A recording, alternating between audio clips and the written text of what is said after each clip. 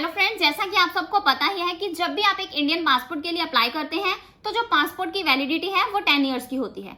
10 सालों के बाद जो आपका पासपोर्ट है वो एक्सपायर हो जाता है। तो इस केस में आपको क्या करना होता है, अपने पासपोर्ट को रिन्यू करवाना होता है, यानी कि आपको यहाँ पर पासपोर्ट रिन्यूअल के लिए अप्लाई करना होता है। तो पासपोर्ट रिन्यूअल के लिए कैसे अप्लाई करना है, किन किन स्टेप्स को फॉलो करना है, यानी कि किन किन डॉक्यूमेंट्स की रिक्वायरमेंट रहती है, कितनी फीस पे करनी होती है, यानी कि इन सब क्वेश्चंस के आंसर्स आपको इस वीडियो में मिल जाएंगे। तो इसके लिए आपने क्या करना है, इस वीडियो को कंप्लीट वॉच करना है। पासपोर्ट रिन्यूअल के लिए अप्लाई करने के लिए आपने गूगल क्रोम में passportindia.gov.in एंटर करना है। यही एक ऐसी वेबसाइट है जिसके थ्रू आप पासपोर्ट के लिए अप्लाई कर सकते हैं। बाकी आपको इंटरनेट पर बहुत सारी फेक वेबसाइट्स भी मिल जाएंगी। आपने उन फेक वेबसाइट्स का यूज़ बिल्कुल भी नहीं करना है। तो जब भी आपने पासपोर्ट के लिए अप्लाई करना है, इसी वेबसाइट का यूज़ करना है। तो जैसे ही आप इस वेबसाइट को एंटर करोगे तो आप यहाँ पर पासपोर्ट इंडिया के ऑफिशियल पेज पर एंटर हो जाओगे।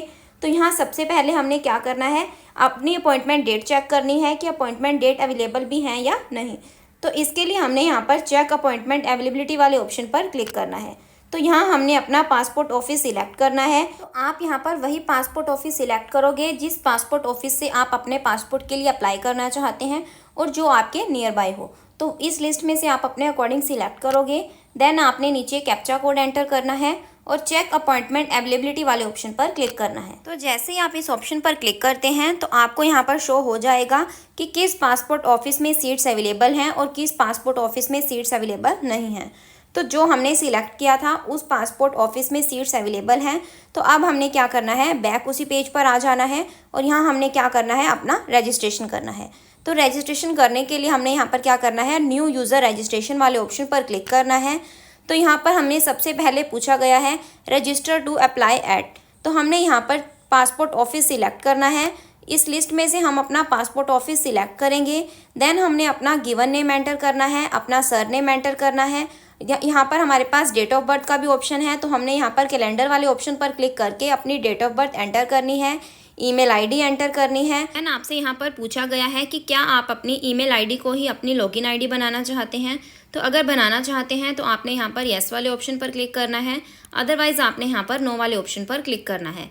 तो नीचे आपने अपनी लॉगिन आईडी एंटर करनी है, यानी कि आपने अपनी ईमेल आईडी ही एंटर करनी है, पासवर्ड एंटर करना है।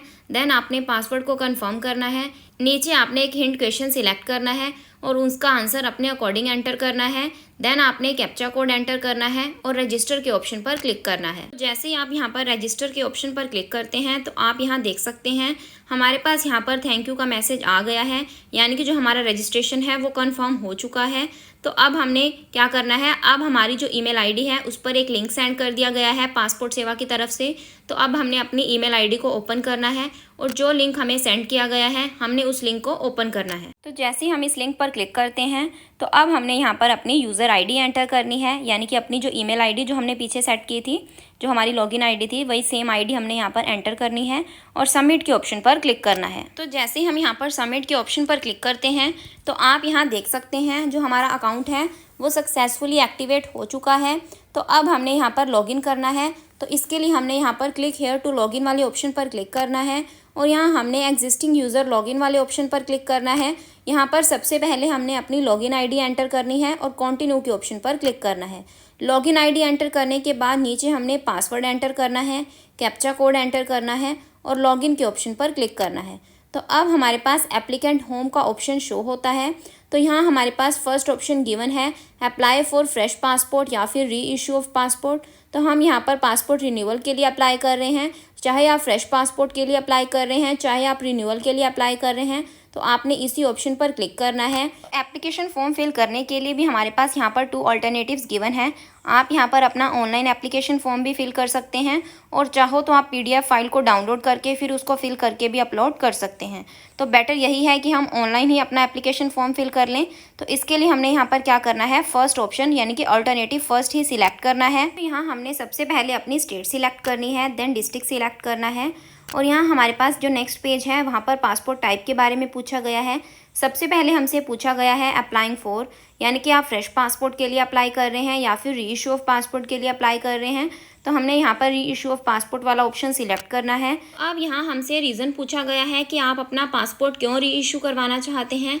तो अगर जो आपका पासपोर्ट है उसको एक्सपायर हुए को 3 साल से ज़्यादा हो चुका है तो आपने यहाँ पर validity expired more than 3 years ago वाला ऑप्शन सिलेक्ट करना है। अगर आपका जो पासपोर्ट है वो एक्सपायर होने वाला है तो आपने यहाँ पर validity expired with in 3 years या फिर ड्यू टू एक्सपायर वाला ऑप्शन सिलेक्ट करना है। After that type of application में हमसे पूछा गया है कि आप किस टाइप ऑफ एप्लीकेशन यानी कि किस पासपोर्ट के लिए अप्लाई करना चाहते हैं। आप अपना पासपोर्ट जल्दी बनवाना चाहते हैं। अगर आप अपना पासपोर्ट जल्दी बनवाना चाहते हैं तो आप यहाँ पर तत्काल ऑप्शन सिलेक्ट करोगे। अगर आप चाहते हैं कि आपका जो पासपोर्ट है वो 10 से 15 दिन तक भी आपको मिल जाए तो आपको कोई दिक्कत नहीं है तो आप यहाँ पर नॉर्मल ऑप्शन सिलेक्ट करोगे। देन आपसे यहाँ पर टाइप ऑफ पासपोर्ट बुकलेट के बारे में पूछा गया है कि आप यहाँ पर कितने नंबर ऑफ पेजेस वाले पासपोर्ट के लिए अप्लाई करना चाहते हैं। अगर आप ज़्यादातर ट्रैवल करते रहते हैं तो आप यहाँ पर 60 पेजेस वाला ऑप्शन सिलेक्ट करोगे। अदरवाइज़ आपने यहाँ पर 36 पेजेस वाला ऑप्शन सिलेक्ट करना है और नेक्स्ट के ऑप्शन पर क्लिक करना है। तो अब हमने यहाँ पर अपनी डिटेल्स एंटर करनी है। सबसे पहले हमने अपना गिवन नेम एंटर करना है।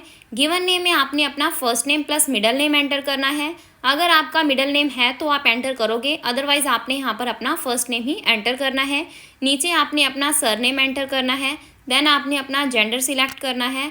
आफ्टर दैट आपसे यहाँ पर पूछा गया है कि क्या आपका कोई अनदर नेम है। अगर है तो आपने यहाँ पर येस वाला ऑप्शन सिलेक्ट करना है, अदरवाइज आपने यहाँ पर नो वाला ऑप्शन सिलेक्ट करना है। देन आपसे पूछा गया है कि क्या आपने अपना नेम कभी चेंज करवाया है।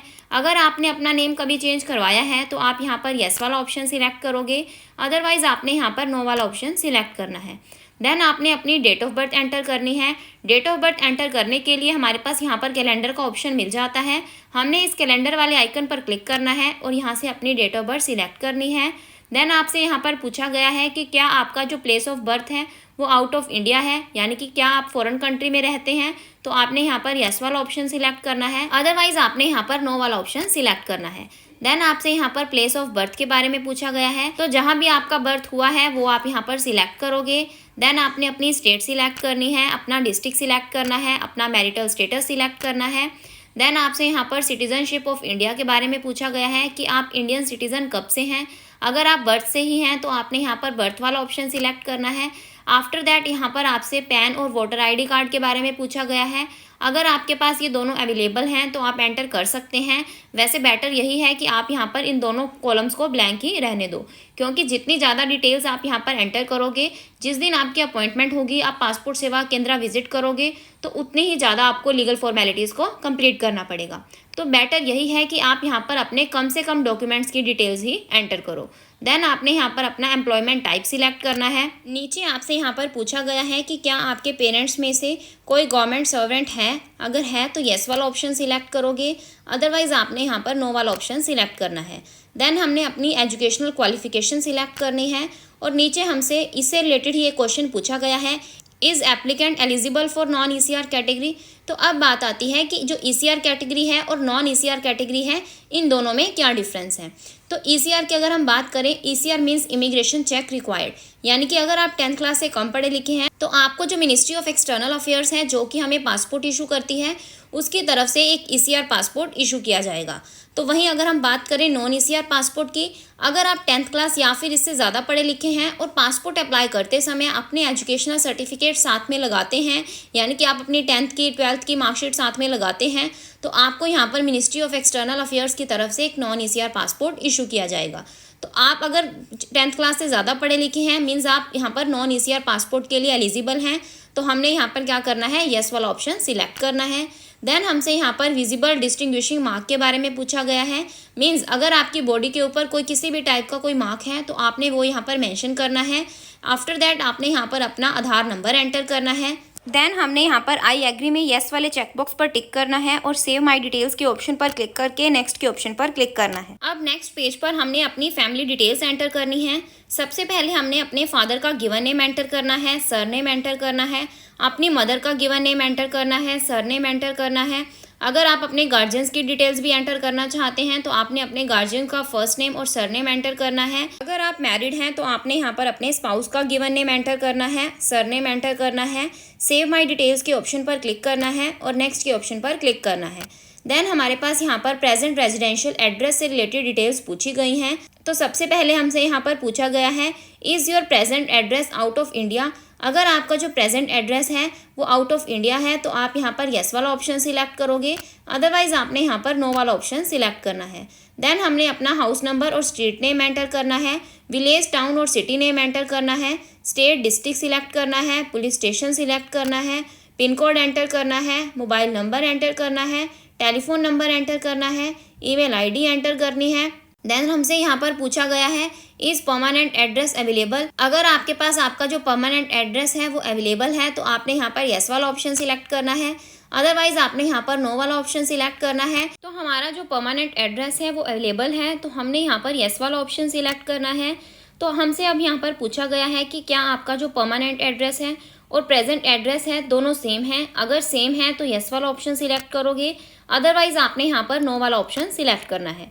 तो हमने यहाँ पर अपना हाउस नंबर और स्ट्रीट नेम एंटर करना है, विलेज, टाउन और सिटी नेम एंटर करना है, स्टेट, डिस्ट्रिक्ट और कंट्री सिलेक्ट करनी है, पुलिस स्टेशन सिलेक्ट करना है, पिन कोड एंटर करना है और नेक्स्ट के ऑप्शन पर क्लिक करना है।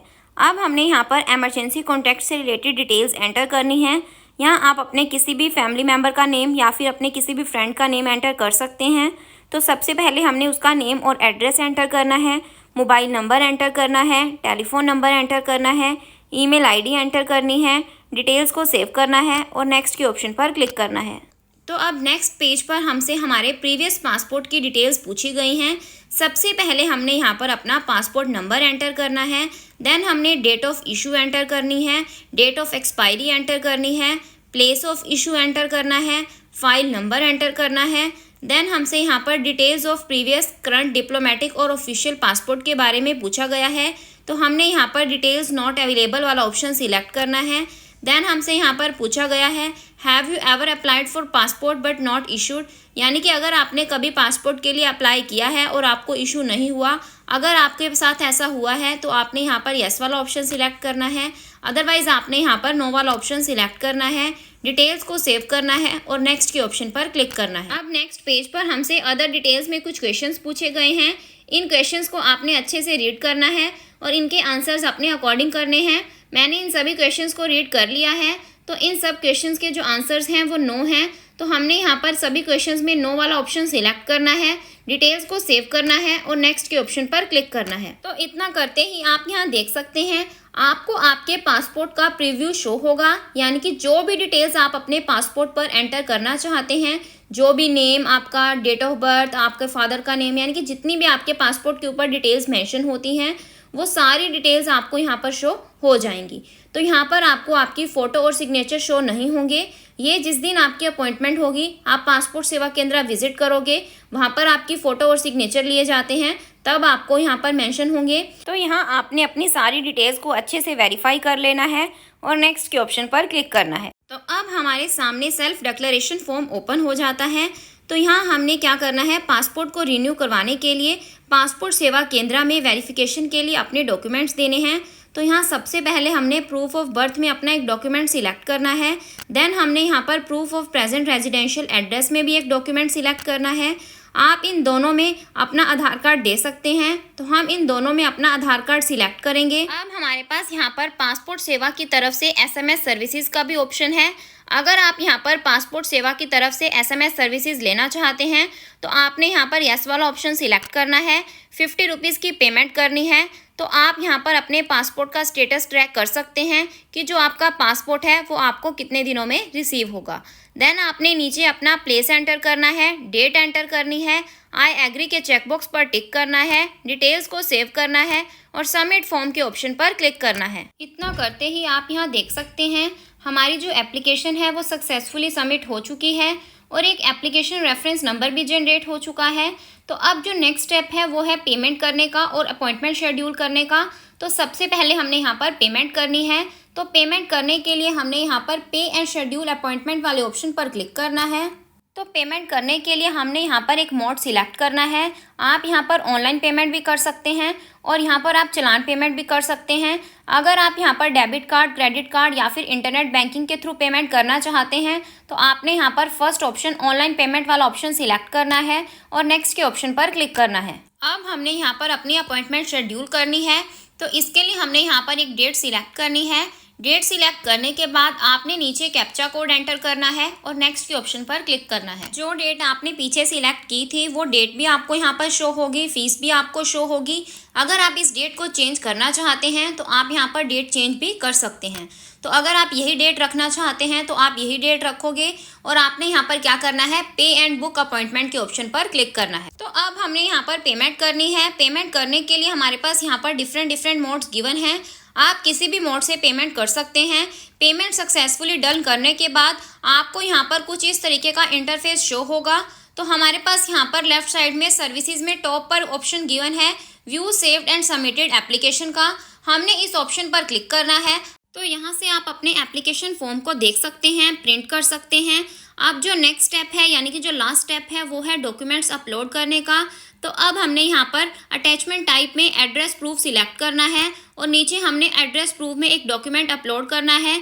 इसमें हम अपना आधार कार्ड अपलोड करेंगे। तो इसके लिए हमने यहाँ पर चूज़ फाइल के ऑप्शन पर क्लिक करना है और अपना डॉक्यूमेंट अपलोड करना है। डॉक्यूमेंट सक्सेसफुली अपलोड करने के बाद आप यहाँ देख सकते हैं आपको यहाँ पर आपका एप्लीकेशन फॉर्म शो होगा। तो आपने यहाँ पर अपने एप्लीकेशन फॉर्म को प्रिंट कर लेना है या फिर अपने पास डाउनलोड करके सेफली रख लेना है, क्योंकि इस एप्लीकेशन फॉर्म में आपका जो एप्लीकेशन रेफरेंस नंबर है वो मेंशन होता है। उसकी हेल्प से आप अपनी एप्लीकेशन का स्टेटस भी ट्रैक कर सकते हैं कि आपको आपका पासपोर्ट कितने दिनों में रिसीव होगा। आई होप आपको क्लियर होगा कि कैसे आप घर बैठे बैठे पासपोर्ट रिन्यूअल के लिए अप्लाई कर सकते हैं। आपके सारे डाउट्स क्लियर होंगे। अगर आपको फिर भी कोई डाउट है तो आप कमेंट सेक्शन में पूछ सकते हैं। So this is the end of my video. अगर आपको मेरी वीडियो अच्छी लगी हो तो प्लीज मेरी वीडियो को लाइक करें और मेरे चैनल को सब्सक्राइब करें। Thanks for listening and thank you everyone.